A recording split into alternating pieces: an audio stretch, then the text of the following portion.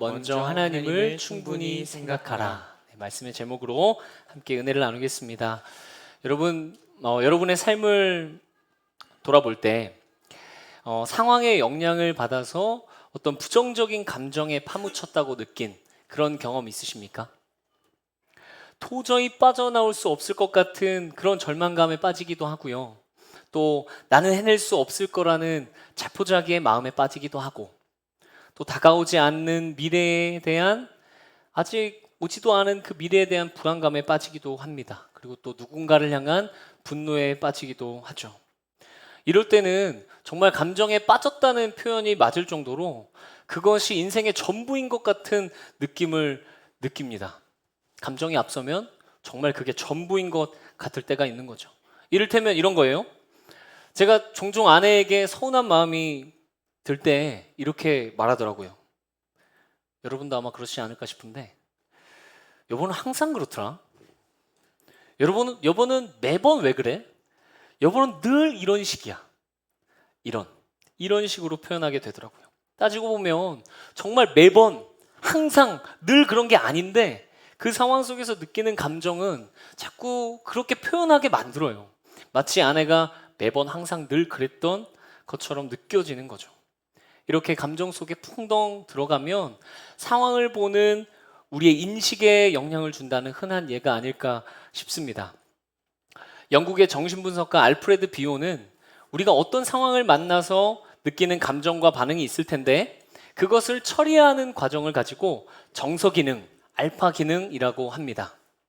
그러니까 절망적인 상황을 만났을 때 모든 것을 절망적인 것으로 받아들이는 것이 아니라, 내가 지금 절망감에 빠져서 그렇구나 하면서 그 감정을 잘 이해하고 받아들이고 내 삶으로 통합하는 그런 과정을 정서 기능이라고 하는 거예요. 이 정서 기능을 잘 발휘하게 되면 상황을 보고 느끼는 부정적인 감정에만 빠져 있는 게 아니라 상황을 조금은 더 객관적으로 바라보고 지혜롭게 반응하며 살아갈 수 있다는 것이죠. 여러분에게는 이 정서 기능이 잘 작동하는 것 같으세요? 감정에 빠져 있다가도 그 감정을 좀 이해하고 오히려 내가 살아가고 있는 현실을 새롭게 바라볼 수 있는 이 정서 기능이 우리에게 잘 작동하고 있는지요? 오늘 만나는 이 본문에서 하나님께 감정을 토해내고 있는 시편 기자에게 지금 말한 이 정서 기능이 좀 필요해 보입니다. 완전히 감정에 함몰된 모습을 볼 수 있어요. 오늘 본문 속 시편 기자의 모습을 통해서 감정에 빠져 있었지만 결국에 헤어나오고, 또 헤어나올 뿐만 아니라 하나님을 찬양하게 되는 이 비결을 함께 살펴보도록 하겠습니다. 먼저 3절을 읽을 텐데요, 완전히 감정에 함몰되어 있습니다. 같이 읽겠습니다. 시작.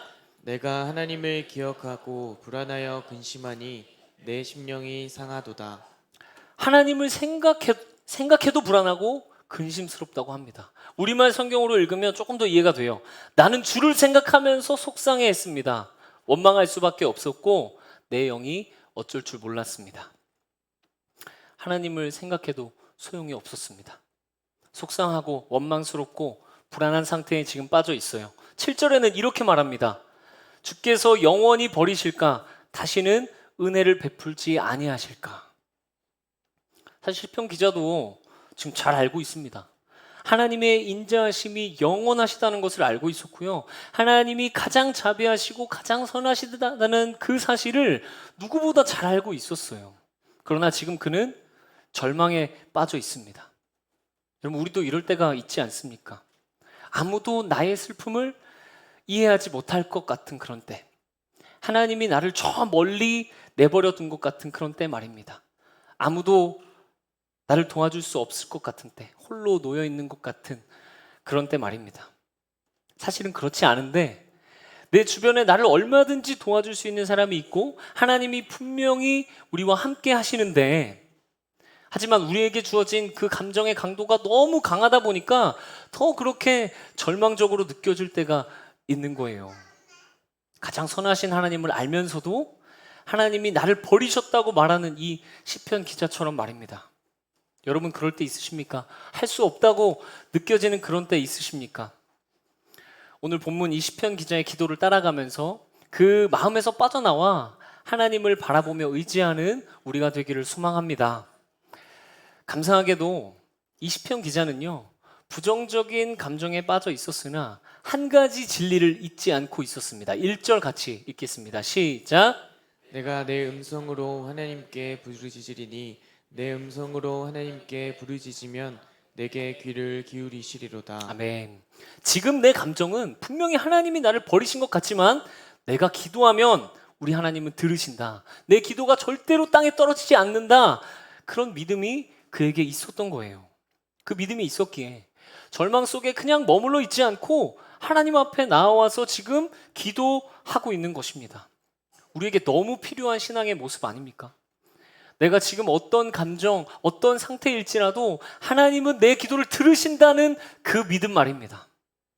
자, 여러분 여기 한번 봐주세요. 보이시죠? 감정 단어 목록입니다. 여러분 지금 어떤 감정을 가지고 계시죠? 걱정스럽다, 막막하다, 서럽다, 어색하다, 지루하다. 수많은 감정 단어들이 있죠. 여러분은 지금 어떤 감정 가지고 계십니까? 여러분은 일상 속에서 어떤 감정을 가장 많이 느끼고 계세요? 이 시편 기자의 기도처럼 그 감정을 그대로 가지고 하나님께 나아가면 어떨까요? 때론 아니라고 거부하고 싶고 또 그냥 참아 누르고 싶은 어떤 부정적인 감정이라도 말입니다.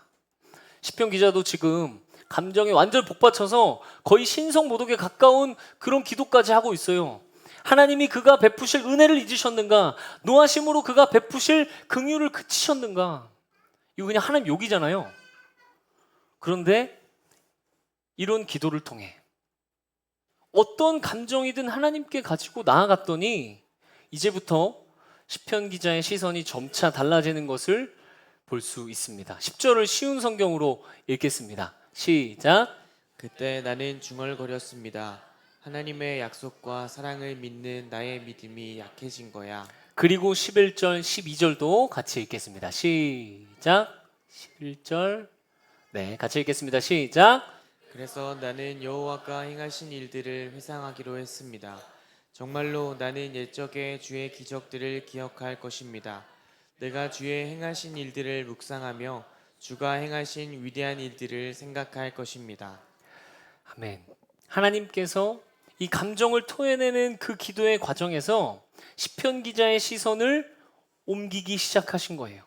하나님께서 행하신 일들을 보겠다는 고백으로 바뀌어 가고 있습니다.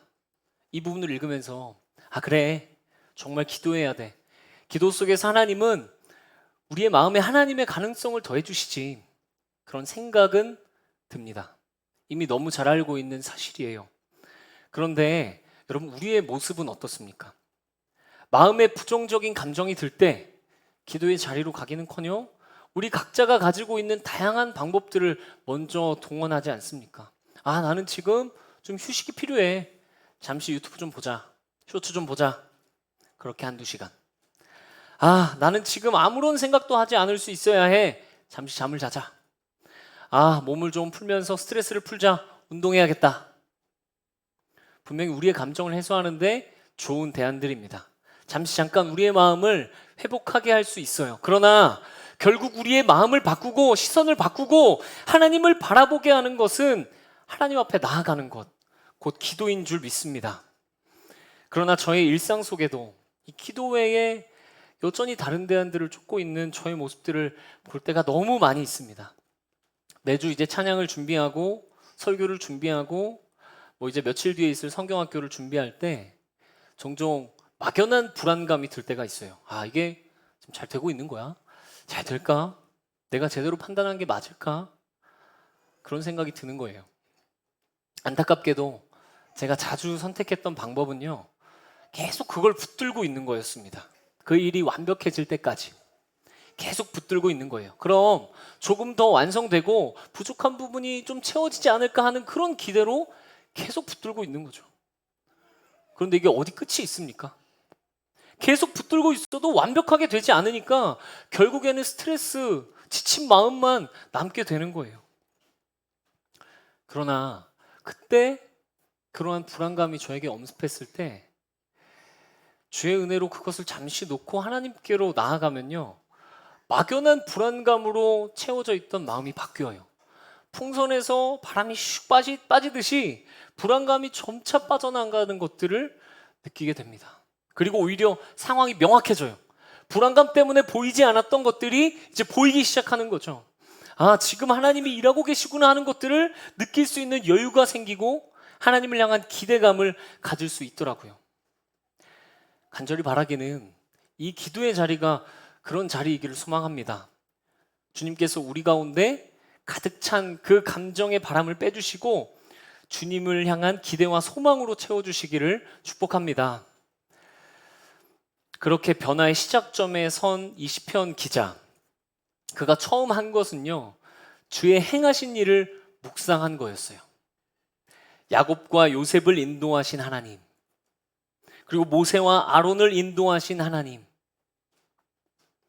오랜 기근의 시기에 애굽으로 이끌어서 보호하셨고 다시 애굽에서 빠져나와서 약속의 땅으로 이끄신 하나님의 역사를 이 시편 기자는 지금 기억해내는 것입니다. 아, 그래, 하나님께서 우리 구원하셨었지, 홍해도 가르셨지, 배고플 때 먹이셨지, 불기둥과 구름기둥으로 인도하셨지, 그렇게 하나하나 생각해내고 있는 거예요. 여기 기억하다, 읊조리다, 되뇌이다, 이런 원어들을 살펴보면요, 성경이 묵상을 표현할 때 사용되는 단어들입니다.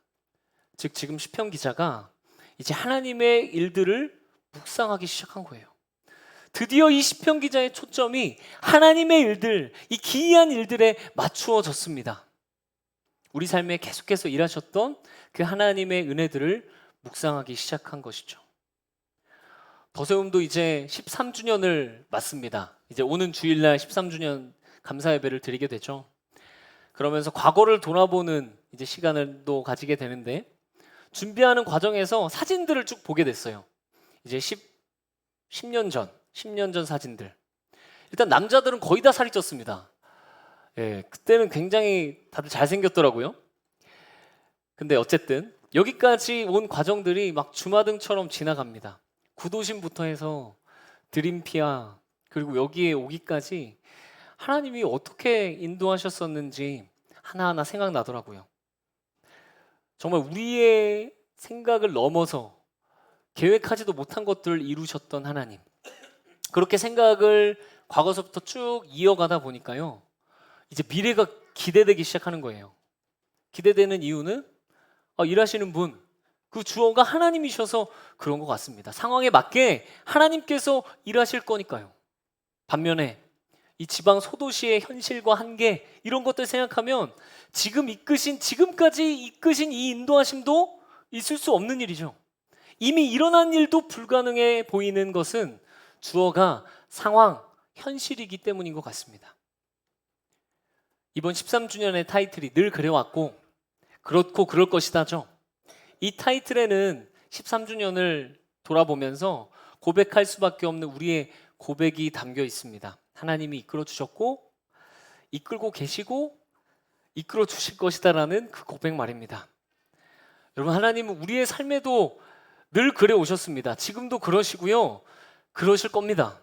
하나님께서 우리 삶에 주신 복과 은혜들이 정말 많지 않습니까? 여러분, 상황을 바라보는 것이 아니라 하나님을 바라보는 우리가 되기를 소망합니다. 그리고 이 시편 기자, 하나님을 바라보고 하나님이 어떤 분이신지 고백하기 시작하는데요. 13절 같이 읽겠습니다. 시작. 하나님이여, 주의 도는 극히 거룩하시오니 하나님과 같이 위대하신 신이 누구오니이까. 시편 기자가 하나님은 거룩하십니다, 하나님은 위대하십니다, 지금 이제 하나님을 찬양하기 시작하는 것이죠. 결국 하나님이 절망하고 있는 사람의 마음을 돌이켜서 하나님을 찬양하게 하셨구나 싶습니다. 그래, 태도가 변했다. 그런데 이와 같이 태도가 바뀌고 하나님이 어떤 분이신지를 찬양하는 것에는 엄청난 힘이 있어요. 이 힘을 알았던 팀 켈러 목사님은 그의 책 기도를 통해서 이렇게 말합니다. 기도하려면 먼저 하나님을 충분히 생각하라. 팀 켈러 목사님이 목회하시면서 성도들에게 이렇게 도전했대요.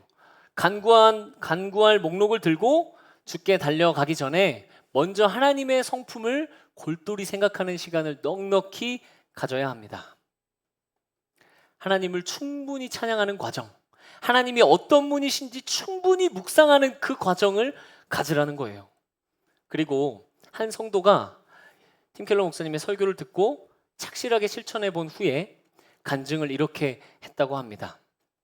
예전에는 쪼르르 달려가서 다짜고짜 기도 제목들부터 꺼내 놓았어요. 그런데 골칫거리며 도움이 필요한 일들을 앓을수록 마음은 더 불안해지고 무거워지는 것 같더라고요.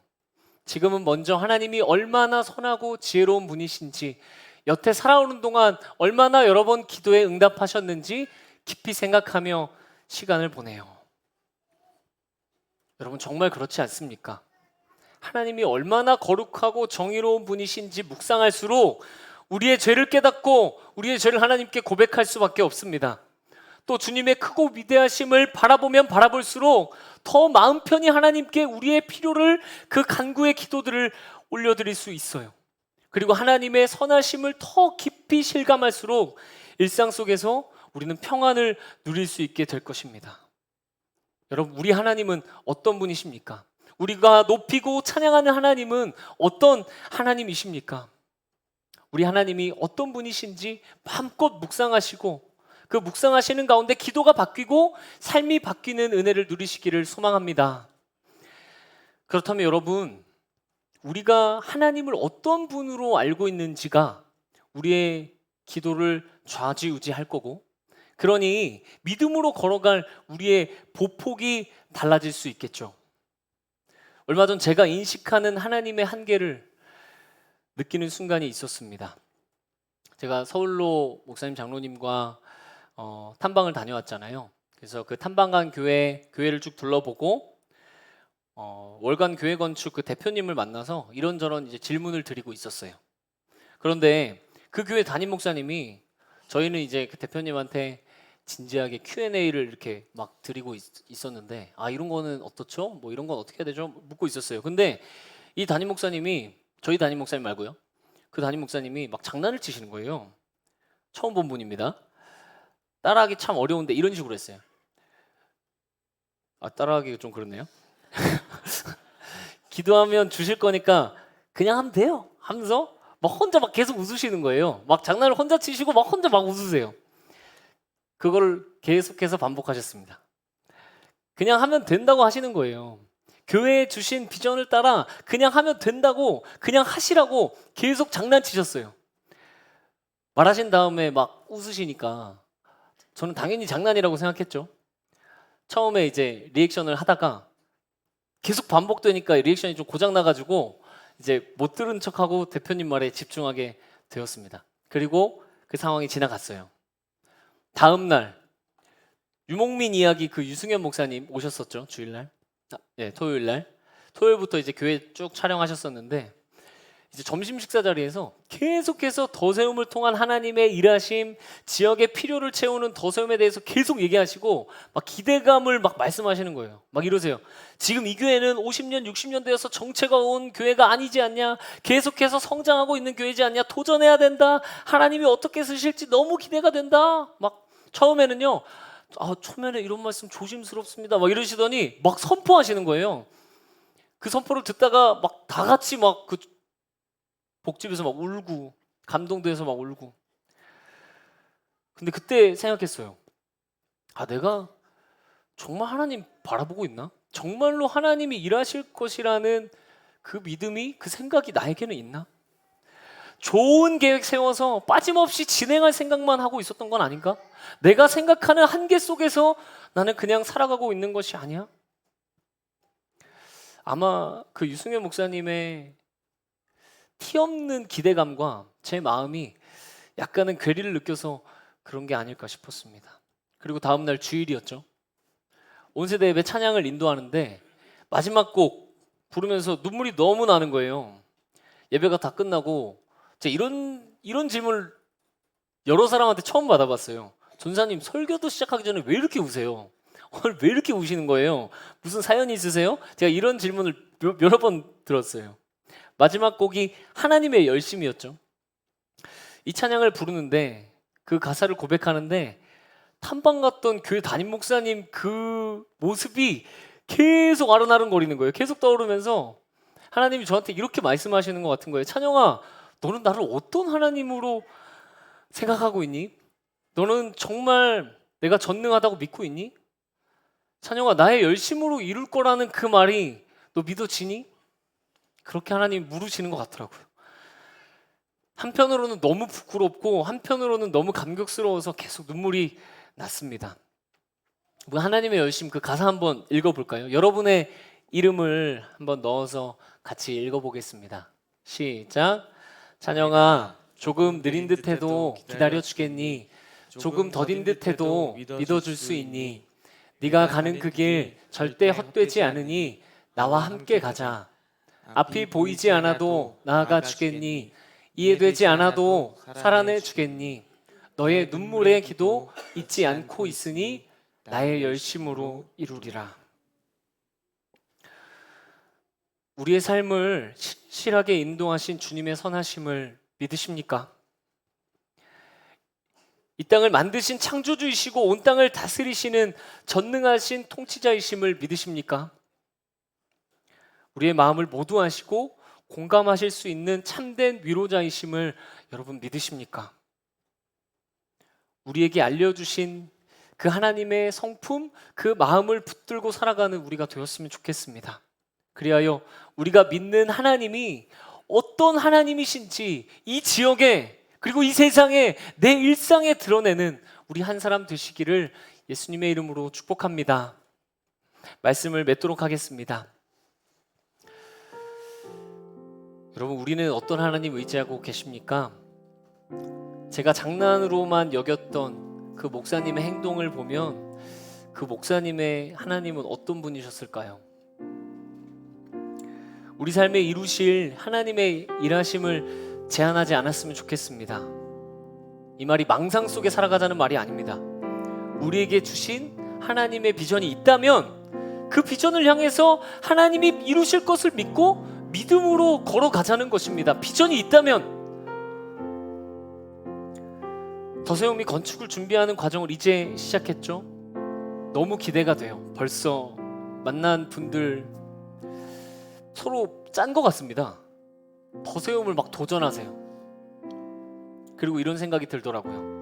아, 교회 건물만 새로 세워지고 건물만 바뀌는 시간 아니겠구나. 교회인 우리가